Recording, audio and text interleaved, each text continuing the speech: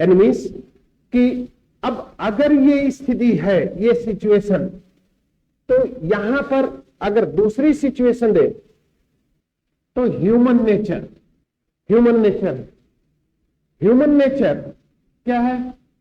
Selfish है, egoist है। ठीक, मीन्स लोभी है और अहंकारवादी है। लोभी भी है, अहंकारवादी है। अब लोभी है, अहंकारवादी इसलिए है कि व्यक्ति को जितना मिलता है उससे उसके अंदर सेटिस्फेक्शन नहीं आता, उसके अंदर सेटिस्फेक्शन नहीं है, संतुष्टि नहीं है, इसलिए जितना मिलता है उससे अधिक प्राप्ति की लालसा है।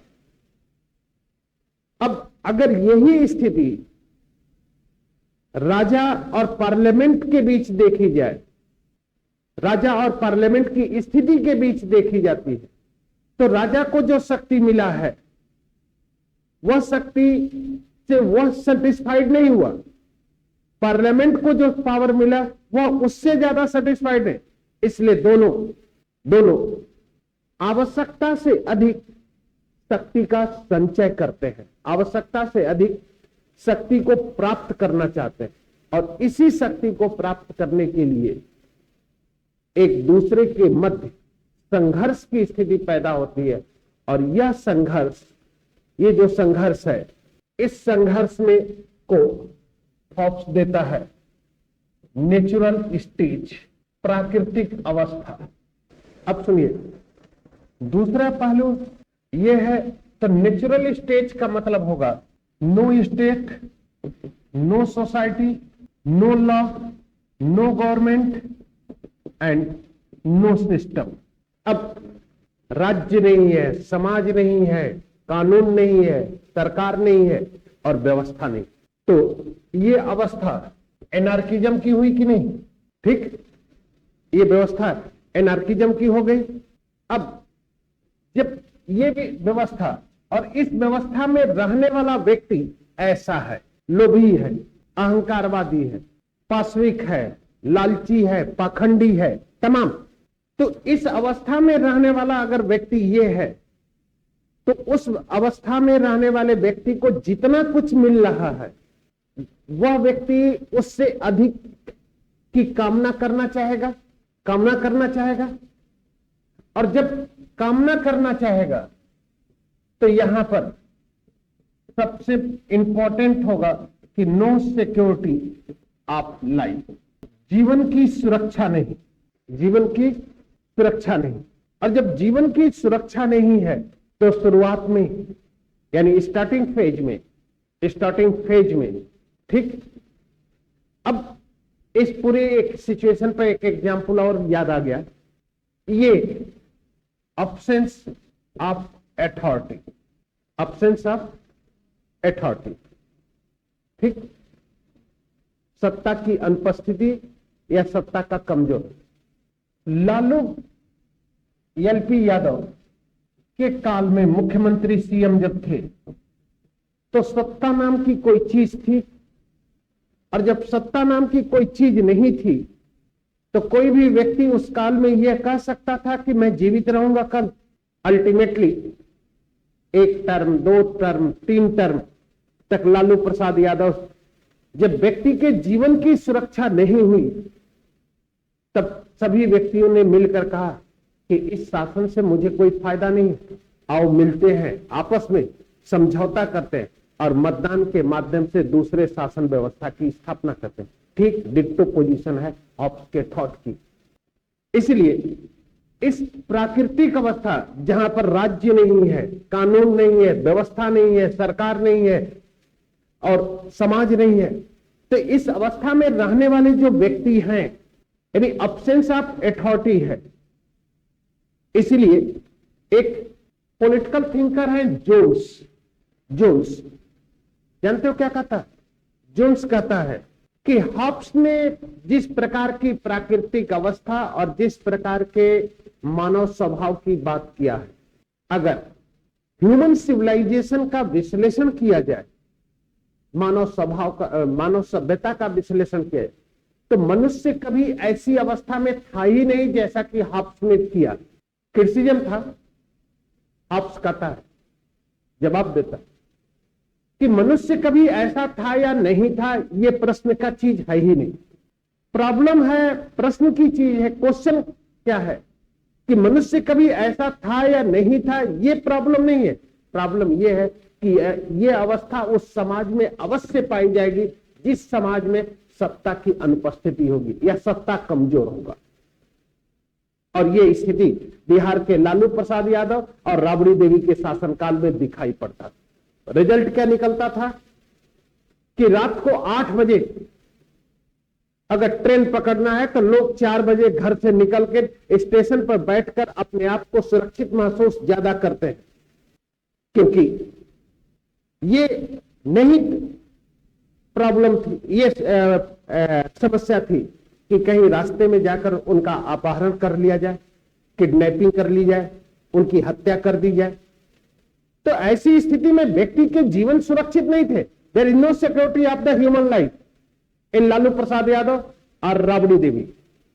ऐसी स्थिति में बिहार के लोगों ने एक tenure, second tenure, third tenure देखा, कुछ नहीं उनके जीवन।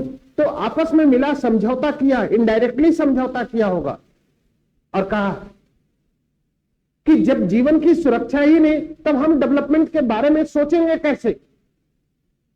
इसीलिए हॉब्स कहता है कि जब संघर्ष की स्थिति इंग्लैंड में थी, राजा के समर्थक और संसद के समर्थकों के बीच संघर्ष चल रहा था, तो सत्ता नाम की कोई चीज नहीं थी। There is no presence in authority in British society. अब ऐसी स्थिति में कोई भी व्यक्ति बहुत कॉन्फिडेंट होकर यह विचार नहीं दे सकता था कि कल मैं जीवित रहूंगा या नहीं रहूंगा। जब कल मैं जीवित रहूंगा या नहीं रहूंगा, यानी मनुष्य के सामने सबसे बड़ी समस्या थी अपने जीवन की सुरक्षा। और इस संघर्ष में जब व्यक्ति ने सब कुछ गवा दिया, इस संघर्ष के द्वारा जब व्यक्ति ने सब कुछ गवा दिया, तब उसके अंदर एक विचार जागृत होता है, एक भावना जागृत होती है, कहती है कि इस लड़ाई झगड़े से मुझे मिला क्या, इस संघर्ष से मुझे क्या मिला। क्योंकि इस संघर्ष की स्थिति में न तो बौद्धिकता का विकास हो रहा है, न तो साहित्य का विकास हो रहा है, न तो आर्थिक क्रियाएं डेवलप हो रही हैं। तो जब बौद्धिकता, साहित्य और इकोनॉमिकल एक्टिविटीज का डेवलपमेंट नहीं हो तो व्यक्ति का जीवन जो उच्च जाना चाहिए वह जीवन तो नीचे जा रहा है। और ऐसी स्थिति में व्यक्ति के पास था ही क्या, कुछ नहीं। जीवन सुरक्षित है नहीं, और जीवन जब सुरक्षित नहीं है तो व्यक्ति अपने जीवन की सुरक्षा को लेकर आपस में समझौता करता है, कॉन्ट्रैक्ट करता है, and then the formation of state. तो state is the result of contract, state is the result of, state is the needs of human, the object of state that is the security of life. अब question दूसरा खड़ा होता है कि जब व्यक्ति के मन में, विचार में यह विचार आता है कि आओ शांति की स्थापना करनी चाहिए, हमें मिलकर शांति की। क्योंकि लालू प्रसाद यादव के काल में अगर जीवन की सुरक्षा नहीं है तो लोगों के अंदर यह सहमति तो आई होगी, इनडायरेक्टली भी आई होगी कि यार इस शासनकाल से कहां शांति है समाज में, बिहार की सोसाइटी में, समाज में, बिहार की सोसाइटी में शांति कहां है, पीस कहां है, सिक्योरिटी कहां है। अब उस स्थिति में होता क्या था, बिहार से लोगों का पलायन हो रहा था दूसरे राज्यों में, बिहार में रहना नहीं चाहता था कोई। ऐसी स्थिति में लोगों के अंदर यह विचार आया होगा कि यार ये स्थिति कब तक चलेगी, इस स्थिति का अस्तित्व कब तक रहेगा, इस स्थिति की अस्तित्व की स्थापना कैसे, इसको बदला कैसे जाए। और उसी समय लालू प्रसाद यादव एक कमेंट कहते थे, 2015 में यही कमेंट उनके बेटे तेजस्वी यादव ने कहा। तो रीजन क्या था, ये अगर ट्रांसपोर्टेशन नहीं होगा तो अपराध करके पुलिस पहुंचेगी कैसे?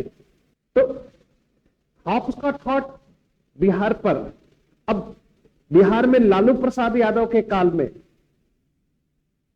सत्ता तो थी लेकिन प्रभावी नहीं, तो उस सत्ता का रहना या ना रहना कोई इंपॉर्टेंस नहीं था।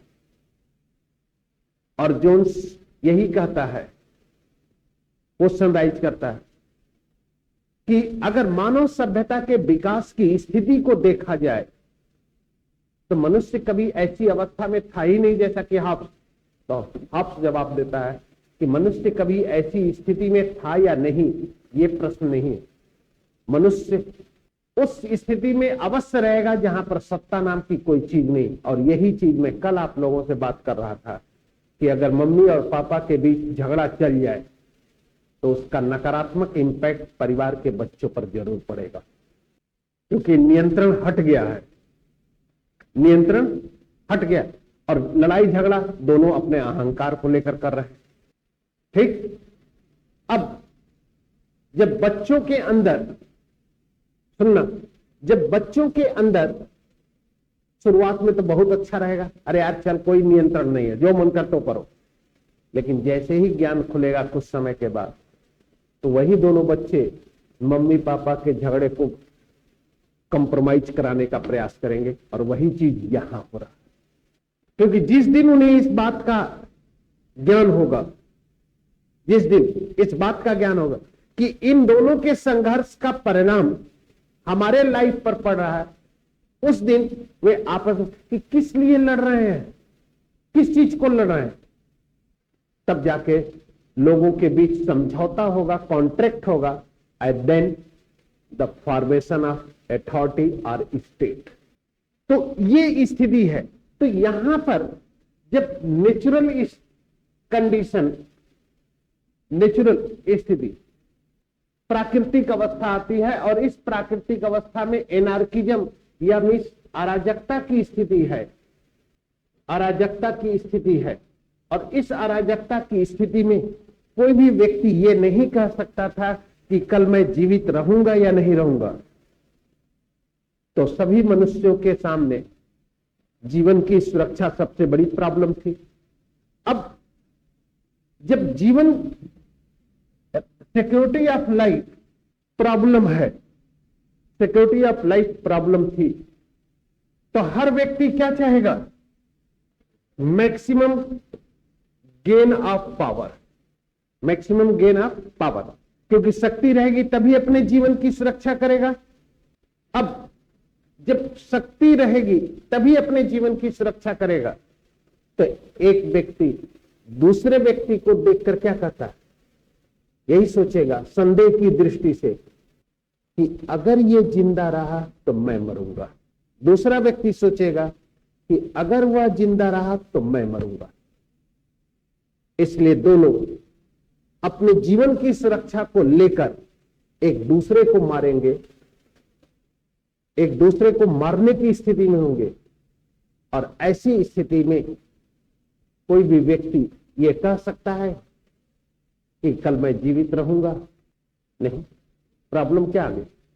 जीवन की सुरक्षा। अब जब ये स्थिति आ गई, सब लोग असुरक्षित महसूस होने लगे। जैसे कि मैंने बिहार का एग्जाम्पल उठाया, तो 10 साल के बाद, बिहार में 10 से 12 साल के बाद लोगों के अंदर यह विचार आया कि यार इस लड़ाई से क्या मिल रहा है, इस संघर्ष से क्या मिल रहा है, आओ इस इंपॉर्टेंटलेस अथॉरिटी को बदल देते हैं, इस महत्वहीन रिस्पॉन्सिबल लेस गवर्नमेंट को बदलते हैं।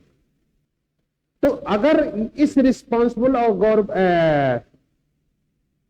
गवर्नमेंट को बदलना, तो उस समाज में रहने वाले, यानी बिहार के समाज में रहने वाले सभी व्यक्तियों के बीच आपस में सहमति आई होगी और यह विचार आया होगा नेचुरल लॉ से। नेचुरल लॉ यानी मीन्स प्राकृतिक कानून। प्राकृतिक कानून का मतलब मनुष्य के विचार, और कानून कहने का मतलब कि यह सबके ऊपर लागू हो रहा है। जैसे ये कहा जाए अगर कॉलेज में अगर आप लोग पढ़ते होंगे तो कॉलेज में 2 गुट होता है, ठीक। दोनों गुटों के बीच वर्चस्व की लड़ाई के लिए संघर्ष होता है, मारपीट होती है। मारपीट के कुछ समय के बाद दोनों गुट आपस में, यार इस लड़ने से क्या फायदा, और मिलते हैं ना। कंप्रोमाइज होता है कि नहीं। लड़ाई कब होती है, जब दोनों गुट इस पक्ष में रहता है, जब ज्ञान खुलता है। इसलिए ये कहा natural law that is the search of mind. जब ज्ञान खुल जाता है, मिलाने वाला कोई है नहीं, जब ज्ञान अपने आप खुलता है, यार इस, यही तो कह रहे हैं कि इस लड़ाई से मुझे क्या मिला, ये विचार मनुष्य के मस्तिष्क में तब आता है जब व्यक्ति अपना सब कुछ गवा देता है। जैसे अब तुम लोग के ऊपर कहता हूं, आज कोई टीचर आप लोग को समझाता है कि घूमो मत, तो आप लोग कहते हो टीचर अपने आप को समझता क्या है, ज्ञान देता है। लेकिन जिस दिन अटेम्प्ट खत्म हो जाता है उस दिन ज्ञान पता चलता है, कहता कि टीचर सही था, मैं गलत था। इसलिए यहां पर भी वही है कि जब व्यक्ति इस संघर्ष में अपना सब कुछ गवा दिया, सब कुछ, ये इसीलिए हॉब्स की महानता यहीं पर है कि हॉब्स किसी भी पूर्व मान्यताओं को स्वीकार नहीं करता है, और जिस विचार को देता है वे सभी विचार रियलिस्टिक हैं, और उन सभी विचारों को तर्क की कसौटी पर कस देता है। इसलिए आप खुद बताइए कि अब तक हॉब्स के जितने भी विचार आए, क्या वे सभी विचार मानव जीवन के या मनुष्य के स्वभाव में नहीं दिखाई पड़ते हैं? जितने भी विचार हैं। इसलिए ये कानून कब उत्पन्न होता है, कब आपने ये सोचा? जिस दिन अटेम्प्ट खत्म हो जाएगा उस दिन आपको अपनी सभी गलतियों का एहसास होगा। और उसके पहले अगर बोला जाता है, टीचर बोलता है या आपके गार्जियन बोलते हैं कि बेटा पढ़ लो, तो लड़का क्या जवाब देता है? अपने आप को समझते क्या? क्यों? क्योंकि उसके ऊपर यह चीज हावी है। इसलिए यह भी कहा जाता है कि किसी भी वस्तु का महत्व व्यक्ति को तब होता है जब उसे प्राप्त करने की क्षमता उसे समाप्त हो जाती है। किसी भी व्यक्ति की बात करें, जब जानता है कि जब व्यक्ति यह जानता है कि अब मैं इसे प्राप्त नहीं कर पाऊंगा, तब उस वस्तु का इंपॉर्टेंस होता है। और इसका दूसरा एग्जाम्पल समझिए, घर में खाना सूख गया है तो उसका इंपॉर्टेंस नहीं, फेंक देंगे। लेकिन जब खाना नहीं रहेगा तो सूखे खाने को भी, बासी खाने को भी गर्म करके खा लेंगे। समझो कि नहीं? जिस दिन ये कहा जाए कि आज आपको खाना नहीं मिलेगी, उस दिन भूख बहुत ज्यादा लगेगी। और जिस दिन खाना रहेगा और उस दिन घर वाले कहे खाना, अरे खाते हैं ना, क्या टेंशन लेना है। सब कहने का मतलब सिर्फ इतना ही है कि किसी भी वस्तु, किसी भी चीज का इंपॉर्टेंस तभी होगा जब वह आपकी क्षमता से बाहर हो। जो सोच अटेम्प्ट खत्म होने के बाद आपके मस्तिष्क में आएगा, यही कि काश थोड़ा सा और मेहनत कर लिया होता तो ये दिन नहीं देखना पड़ता। ये विचार पहले क्यों नहीं आता? क्योंकि आपके पास सब्स्टिट्यूट है। अरे चलो इस साल नहीं तो अगले साल, और इस तरह से अगले साल करते हुए वह आपके हाथ से निकल जाता है। हॉब्स भी यही कहता है कि जब व्यक्तियों ने आपसी संघर्ष के कारण अपना सब कुछ गवा दिया, कुछ बचा नहीं उसके पास, तब उसे ज्ञान आता है, तब शांति का पाठ आता है उसे दिमाग में, और शांति की स्थापना करने के लिए उन नियमों की खोज करता है जो शांति के लिए जरूरी है। और जो नियमों की खोज है वही तो नेचुरल लॉ है। एंड मीन्स कि अगर ये नेचुरल लॉ नहीं होता, ये प्राकृतिक कानून नहीं होता, तो व्यक्तियों के मन में शांति की स्थापना को लेकर समझौते का विचार आता ही नहीं।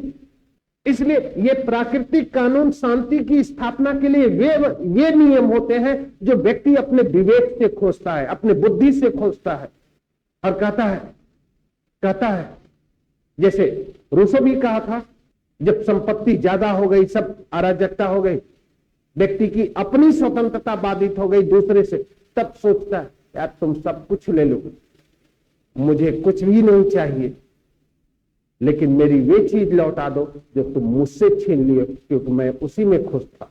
जैसे जैसे क्यों गांव जाने की लालसा होती है? क्यों कोविड पेंडेमिक में सब लोग गांव जाने की लालसा? क्योंकि जीवन की सुरक्षा, सब लोग भाग रहा था, दिल्ली मुंबई से लोग पैदल चल दे रहा है। प्रॉब्लम तो यही है ना, है कि नहीं? प्रॉब्लम तो यही है।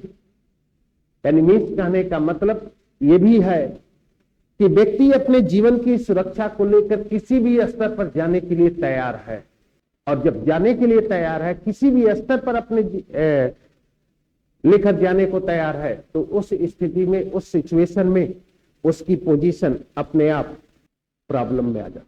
तो ये सब स्थितियां हैं, ये सब सिचुएशन है जिसके कारण राज्य नामक संस्था का निर्माण किया गया। इसलिए कहा जाता है लिबरल थियरी, यानी मीन्स कि liberal theory of state is equal to social contract theory. और सोशल कॉन्ट्रैक्ट थियरी में आपके सामने है हॉब्स है, लॉक है एंड रूसो है। और इन दोनों की स्थितियों को अगर देखा जाए, इन दोनों की सिचुएशन को अगर देखा जाता है, इन दोनों की सिचुएशन, तो फर्स्ट पॉइंट निकलता है कि state is a result of human needs. State is the result of human needs. दूसरा, state is the result of contract. ठीक, state is the manmade institution. ये सब स्थितियां हैं, ये सब सिचुएशन है। इसलिए अगर ये पोजीशन आती है, ये जो अगर सिचुएशन है, तो ये सब कुछ मनुष्य की आवश्यकता का परिणाम है। इसलिए अब दूसरा पहलू सुन लो। मैंने कहा कि इस संघर्ष में हॉब्स की मां ने समय से पहले ही हॉब्स को जन्म दे दिया।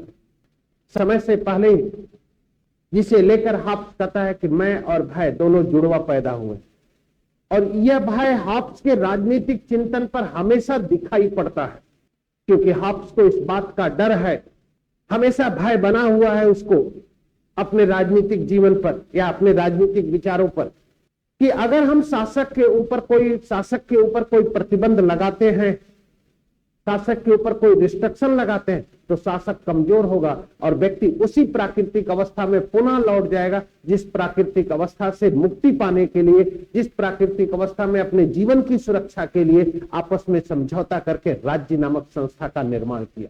इसलिए जेम्स का यह विचार अपने जगह पर सही है और हॉब्स का विचार अपने जगह पर सही है कि मानव सभ्यता के विकास में अगर देखा जाए तो मनुष्य कभी ऐसी अवस्था में था ही नहीं जैसी अवस्था हॉब्स ने दिया है। लेकिन हॉब्स कहता है कि मनुष्य कभी ऐसी अवस्था में था या नहीं, ये प्रश्न की चीज नहीं है। प्रश्न ये चीज है, यह अवस्था उस समाज में अवश्य पाई जाएगी जिस समाज में राज्य नामक या सत्ता की अनुपस्थिति होगी।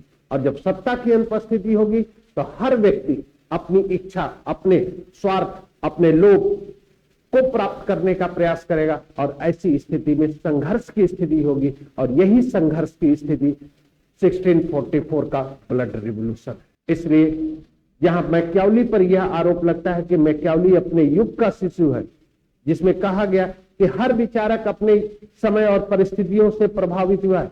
हॉब्स भी प्रभावित हुआ है। अगर हॉब्स के समय ब्लड रिवॉल्यूशन नहीं होता, हॉब्स के समय संघर्ष की स्थिति नहीं होती, तो मानव स्वभाव के संबंध में हॉब्स इस तरह का विचार नहीं रखता। ठीक, तो चलिए फिर कल बात करते हैं।